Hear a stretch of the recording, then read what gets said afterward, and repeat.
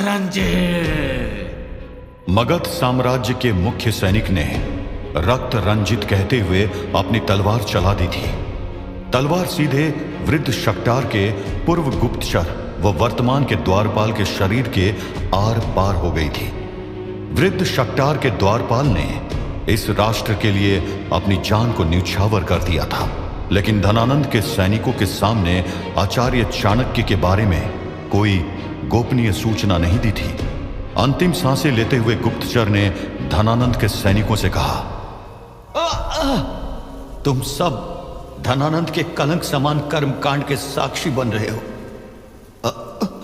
किंतु इतना ज्ञात रहे कि इस नंद वंश का विनाश निश्चित है।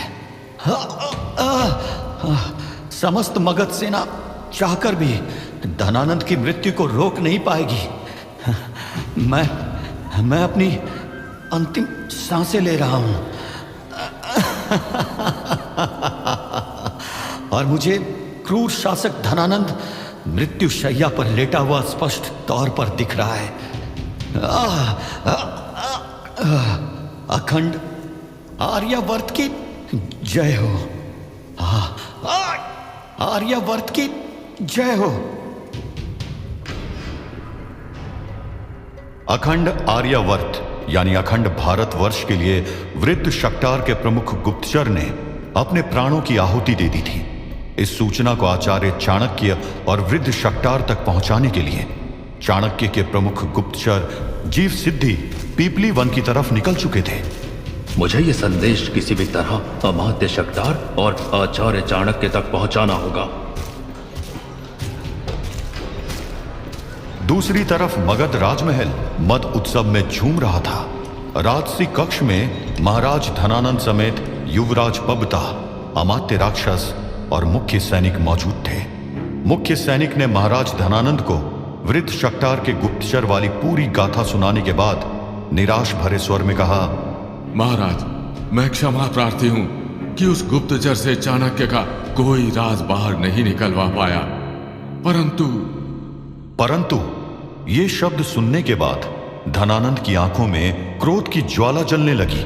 उसने क्रोधित स्वर में अपने हाथ से मदिरा की ग्लास को दूर फेंकते हुए कहा, क्या परंतु तुम जैसे शाही सैनिकों की वजह से वो क्रूर ब्राह्मण चाणक्य, थू थू थू, उस क्रूर का नाम भी मेरी जिह्वा में नहीं आना चाहिए।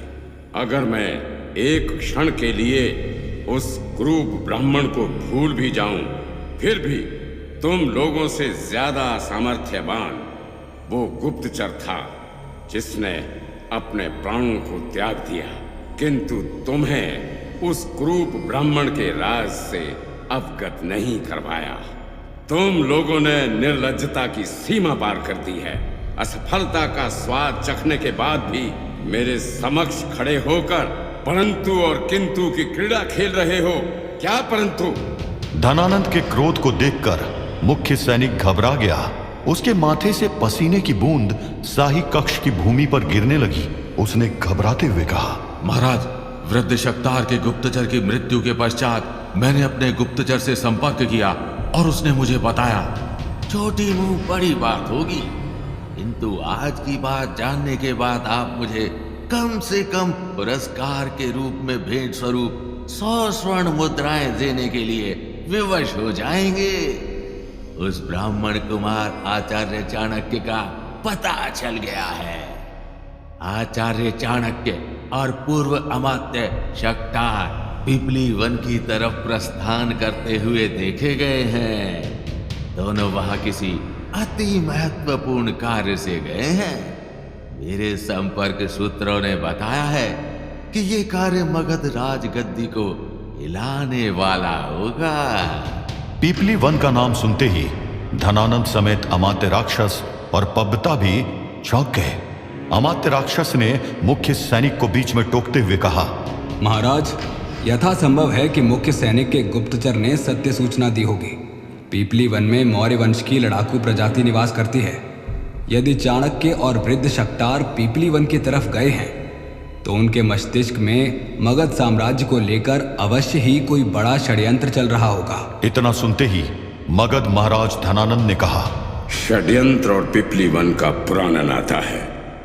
वो क्रूप ब्राह्मण कितना भी षड्यंत्रकारी क्यों ना हो, मगध की राजगद्दी का एक अग्र के बराबर हिस्सा भी नहीं हिला सकता।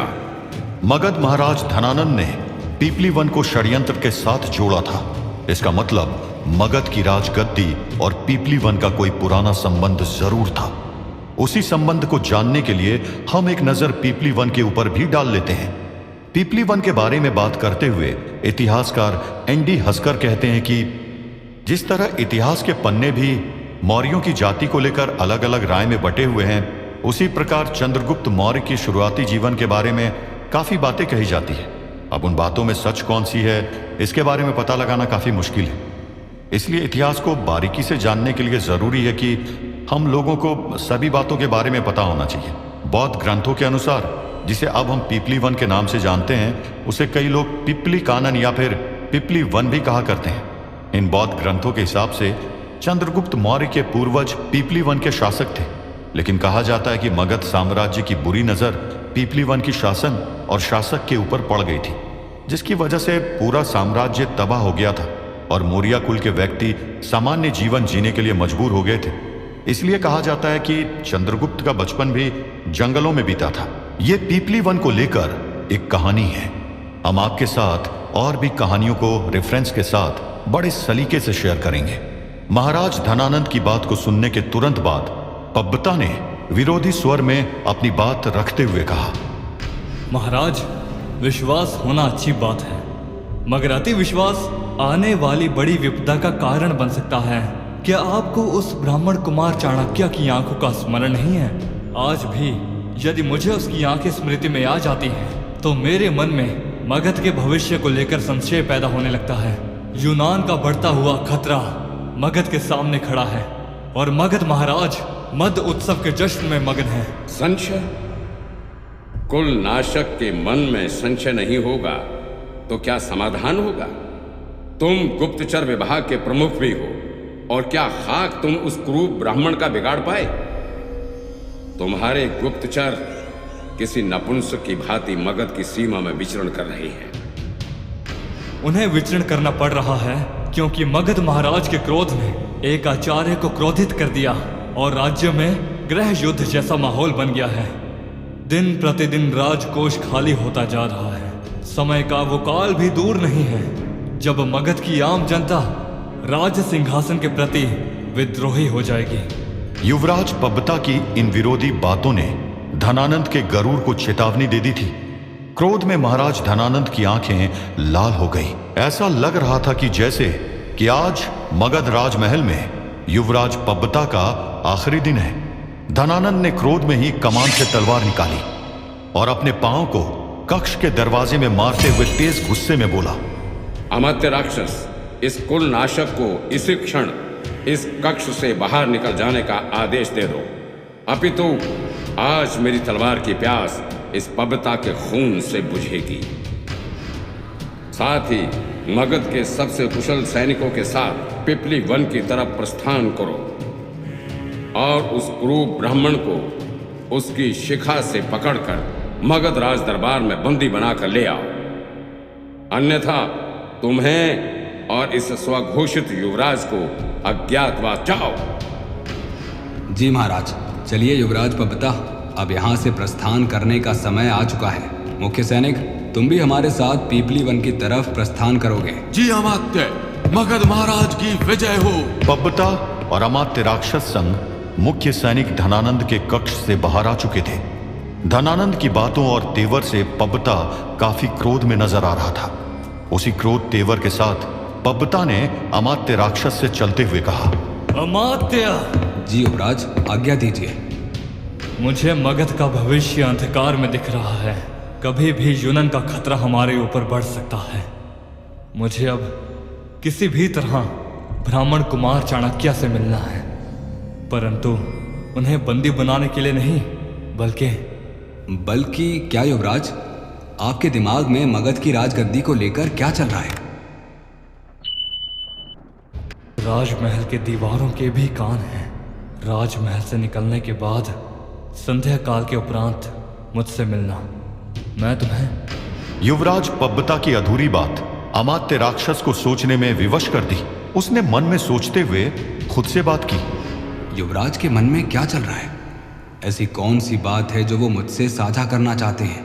कहीं मगध राज सिंहासन खतरे में तो नहीं है? पब्बता के मन में क्या था यह संध्या काल के बाद पता चलेगा, लेकिन मगध महाराज धनानंद के आदेश के बाद अमात्य राक्षस, पब्बता और मगध के कई प्रमुख सैनिक पीपली वन की तरफ निकलने की तैयारी में लग गए। यह तैयारी ऐसे हो रही थी जैसे मगध की सेना किसी बड़े युद्ध के लिए निकल रही हो। दूसरी तरफ इस बात से अनजान आचार्य चाणक्य और वृद्ध शक्तार पीपली वन में बालक चंद्रगुप्त से मिल चुके थे। राज खेलम खेल खत्म होने के बाद चंद्रगुप्त भी अपने साथियों के साथ वहां से कहीं दूर निकल गया था। चंद्रगुप्त से मिलने के बाद आचार्य चाणक्य वृद्ध शक्तार से कुछ कहने वाले थे कि तभी किसी अनजान शख्स ने पीछे से आचार्य चाणक्य के कंधे में हाथ रखा और कहा, आचार्य आचार्य आचार्य आचार्य। कौन था वो अनजान शख्स जिसने इतने सालों बाद रखा था आचार्य चाणक्य के कंधों में हाथ?